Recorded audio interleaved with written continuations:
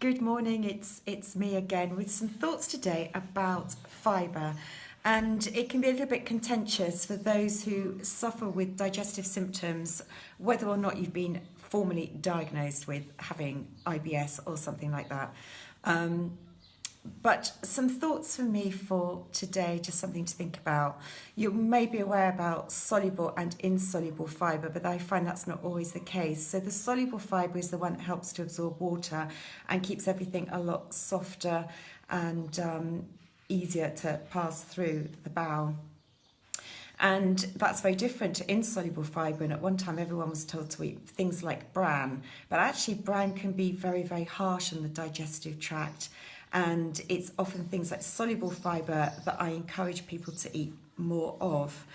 Soluble fibre is found in things like oats and stewed apple, and you could be eating things like quinoa or sweet potato, foods like that, whereas a lot of vegetables, they are a mix anyway of soluble and insoluble fibre, but some of them have a much higher content of insoluble fibre, and this is the one that is like the roughage. So woody stems, so kale, often you'll find a bag of kale, there's a lot of like woody stems in it.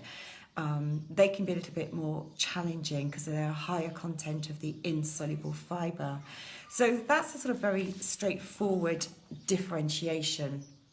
I'm just looking at my notes here. So another thought is, we're often told that we should eat a lot more fibre, but I would say only ever increase fibre very, very slowly. Don't go from thinking, I'm not eating much, I need to eat a lot more in the way of some sort of vegetables.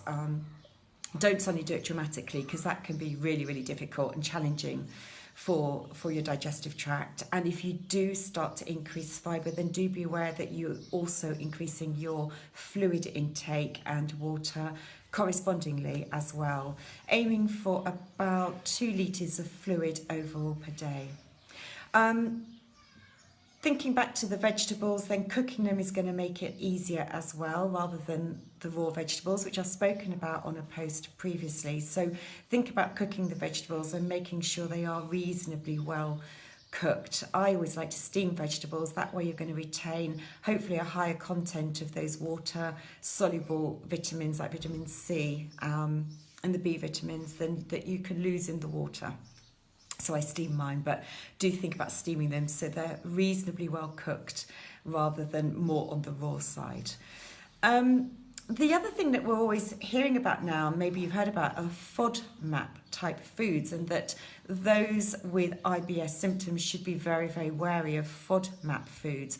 FODMAP, what these foods are they're ones that contain a variety of different types of short chain carbohydrates, more of the sugary type foods.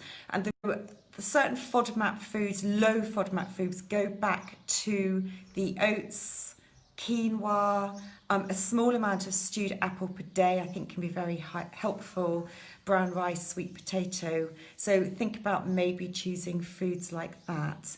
I'm going to cover more of this in some depth on my webinar, a little bit more in depth. So do be aware of that on the 6th of June. Link I'll attach below after I've posted this.